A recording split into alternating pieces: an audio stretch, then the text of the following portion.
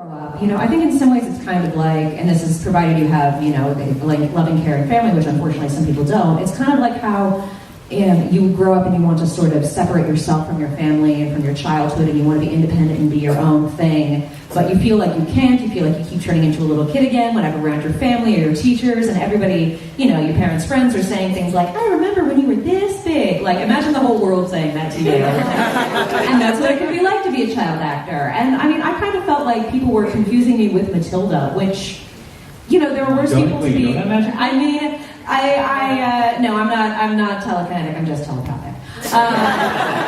No, the thing is, I felt like people were mistaking me for Matilda, which in some ways works to my advantage because, people think that I'm smarter than I am. But also, it's hard because you can't live up to her. It's kind of like living in a cooler sibling's shadow. So that was really hard for me. A lot of people were disappointed when I wasn't as smart or as pretty or as fun or as cool as this character that they had seen on screen or built up in their head. And I really didn't like disappointing them, and I didn't like the fact that me just being myself disappointed them.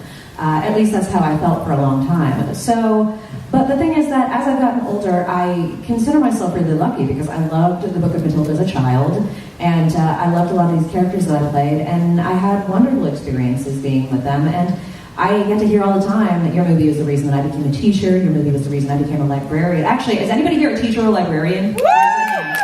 Every time I do a show, without fail, at least 10 hands go up. Lots of librarians, lots of teachers, lots of educators.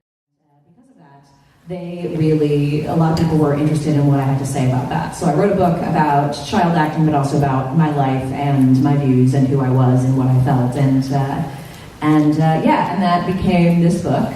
But yeah, a lot of the things were things that I'd wanted to discuss or talk about for a very long time. And I'm glad that I didn't earlier because I don't feel like I would have been able to handle it or discuss it as clearly or as emotionally as I could have. I think I needed to process a lot of things first, which I think is really important. I think in this day and age, there's a lot of push to sort of put your work out there no matter what, without any editing, be uncensored, be unfiltered, and that can be dangerous. And that can do you a disservice, I think, and do your work a disservice. It's worth working through it, and it's worth editing it, and worth taking time. You can have the short term. I mean, goodness knows I procrastinate on Twitter all the time, but it's good to have these long-term goals too, and to stick with it. So, yeah, that's something that, and it's something that I'm glad I did. It's something that I've always wanted to do. I always wanted to be an author, and